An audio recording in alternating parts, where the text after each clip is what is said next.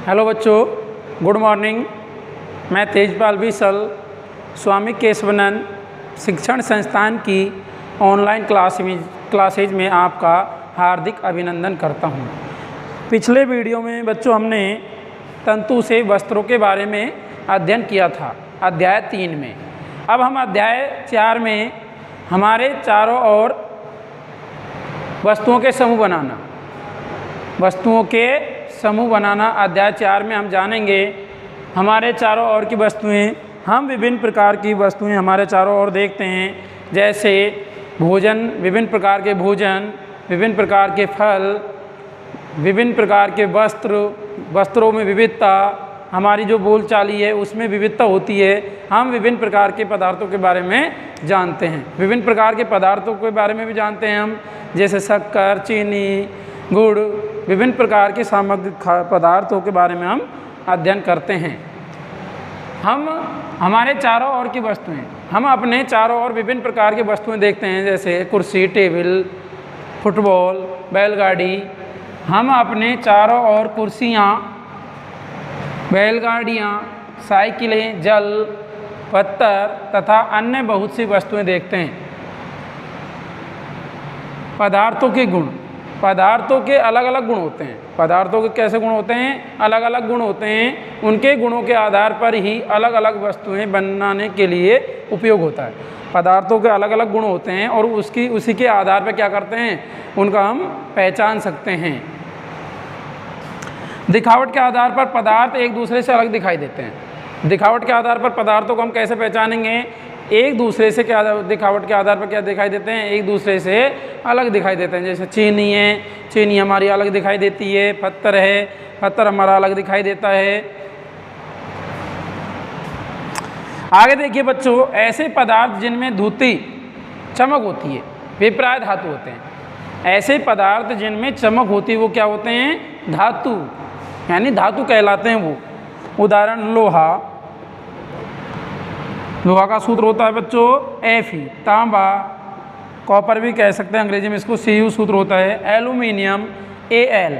सोना, सोना का सूत्र क्या होता है बच्चों? Au। वायु तथा नमी की अभिक्रियाओं के कारण कुछ धातुएं अपनी चमक खो देते हैं। धातु क्या करती है? वायु और नमी के कारण, वायु और जल के साथ क्या कर लेती है? अभिक्रिया कर लेती है और अपनी चमक को खो देती है।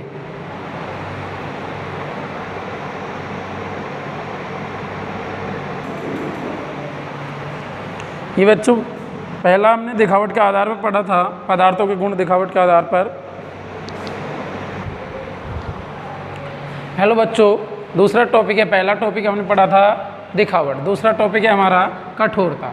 ऐसे पदार्थ जिन्हें आसानी से संपीड़ित या खरोंचा जा सकता है, यानी ऐसे पदार्थ जिन्हें आसानी से संपीड़ित किया जा सके उन्हें क्या कहते हैं? कठोरता।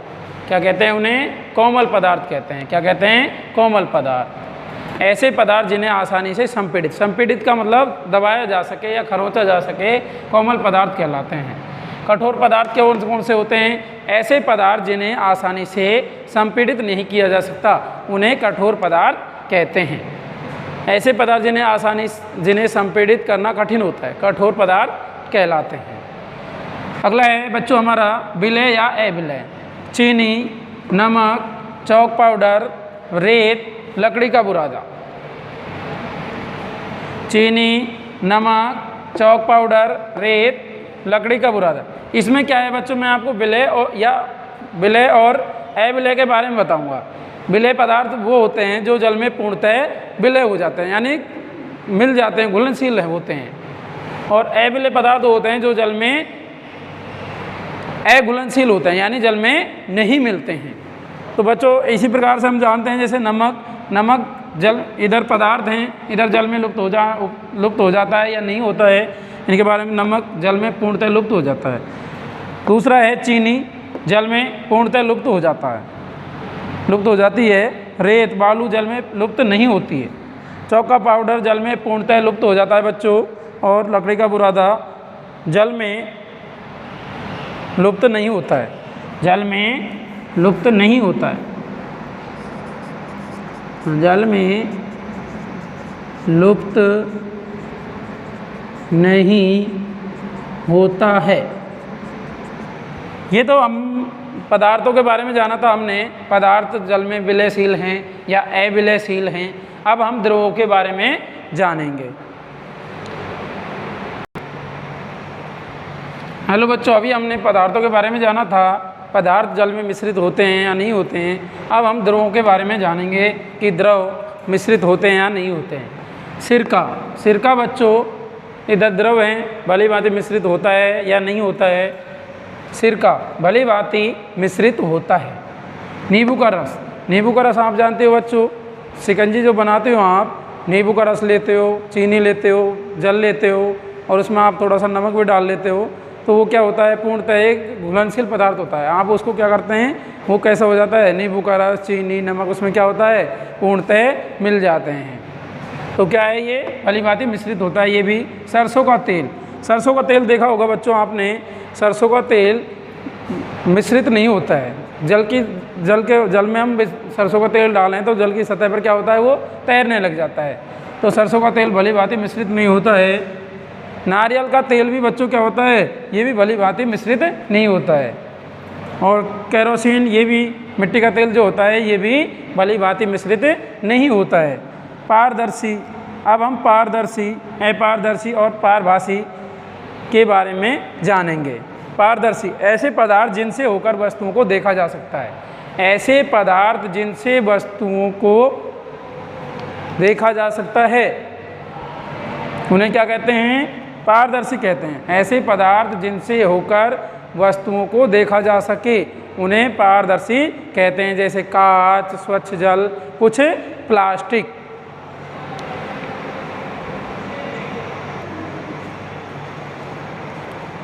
हेलो बच्चों, पारदर्शी के बारे में हमने जाना था। पारदर्शी ऐसे पदार्थ जिनसे होकर वस्तुओं को देखा जा सके, उन्हें क्या कहते हैं हम, पारदर्शी। अब जानेंगे हम अपारदर्शी। ऐसे पदार्थ जिनसे होकर वस्तुओं को नहीं देखा जा सकता है, उन्हें क्या कहते हैं, अपारदर्शी। ऐसे पदार्थ जिनसे होकर वस्तुओं को नहीं देखा जा सकता है, उन्हें क्या कहते हैं, अपारदर्शी। उदाहरण क्या हो जाएगा बच्चों इसका, लकड़ी, गत्था, धातुएं आदि, जिनसे हम बिल्कुल नहीं देख सकते आर पार। पारभासी ऐसे पदार्थ जिनसे वस्तुओं को देख तो सकते हैं परंतु बहुत स्पष्ट नहीं देखा जा सकता, उन्हें पारभासी कहते हैं। क्या कहते हैं, उन्हें पारभासी। जैसे उदाहरण में आ जाएगा बच्चों, तेल लगा पेपर, घिसा हुआ कांच आदि, या मक्खन पेपर।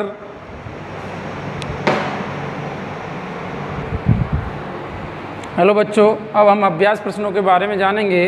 पहला प्रश्न है बच्चों हमारा, लकड़ी से बनाई जा सकने वाली 5 वस्तुओं के नाम लिखिए। लकड़ी से कौन कौन सी वस्तुएं बनाई जा सकती हैं, उनके 5 नाम लिखिए। तो आंसर हो जाएगा बच्चों इसका, कुर्सी, मेज, चारपाई, दरवाज़ा, बेलन आदि।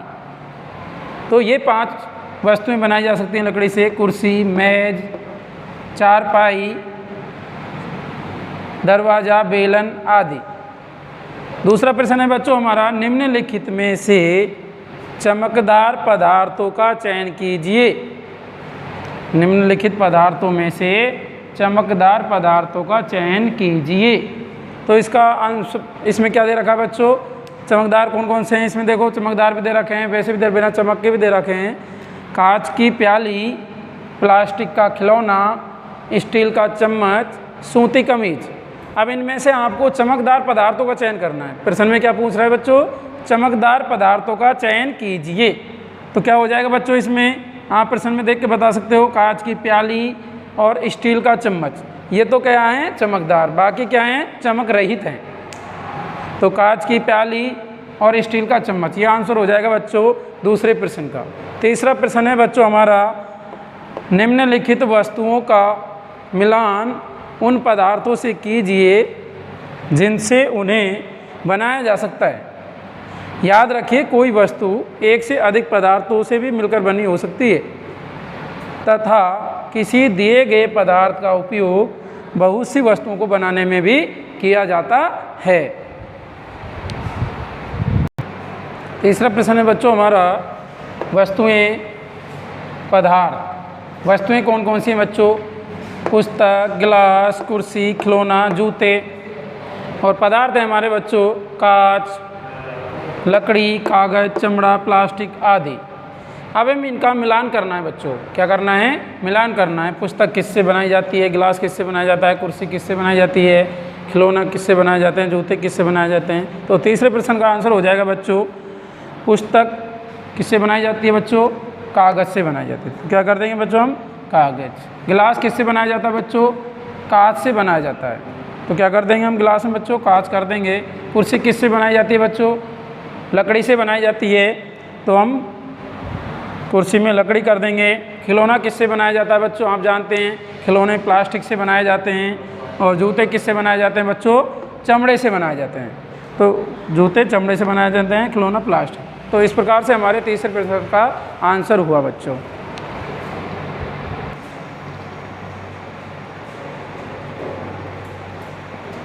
अगला प्रश्न है बच्चों हमारा, नीचे दिए गए कथन सत्य है अथवा असत्य, इसका उल्लेख कीजिए।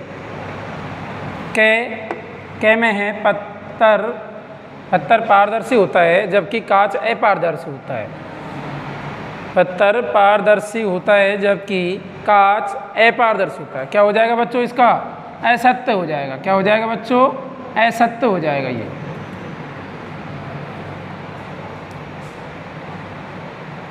अगला है बच्चों हमारा नोटबुक में धोती। धोती का मतलब होता है चमक। नोटबुक में चमक होती है जबकि रबड़ इरेजर में नहीं। तो ये भी क्या हो जाएगा बच्चों? असत्य हो जाएगा। क्या हो जाएगा बच्चों? ये असत्य हो जाएगा। ये भी क्या हो जाएगा? ख बच्चों, ख में भी क्या हो जाएगा बच्चों? असत्य हो जाएगा।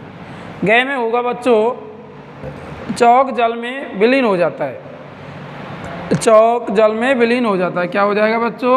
असत्य। अगला है बच्चों, लकड़ी का टुकड़ा। ग में लकड़ी का टुकड़ा जल पर तैरता है। तो लकड़ी का कोई टुकड़ा होता है वो जल पर तैरता है। सत्य हो जाएगा बच्चों। क्या हो जाएगा? सत्य। अगला है बच्चों हमारा, चीनी जल में विलीन नहीं होती। चीनी तो जल में विलीन होती है, इसमें क्या रहेगा बच्चों? चीनी जल में विलीन नहीं होती। तो क्या हो जाएगा बच्चों? इसमें असत्य हो जाएगा। अगला है बच्चों हमारा, तेल जल के साथ मिश्रणीय है। वह तेल जल के साथ मिश्रण होता है क्या? क्या हो जाएगा बच्चों इसमें? असत्य। अगला है बच्चों हमारा, बालू रेत जल में निसादित हो जाता है। बालू रेत जल में निसादित हो जाता है। कैसा हो जाता है? निसादित हो जाता है। तो क्या हो जाएगा बच्चों इसमें? असत्य। अगला है, सिरका जल में विलीन हो जाता है। बिल्कुल सही है। सिरका है, नींबू का पानी है, कैसा हो जाता है? सत्य आ जाएगा बच्चों। इसमें क्या आ जाएगा? सत्य। तो इस प्रकार से बच्चों हमारे प्रश्न चौथे के उत्तर सत्य असत्य का उल्लेख हुआ।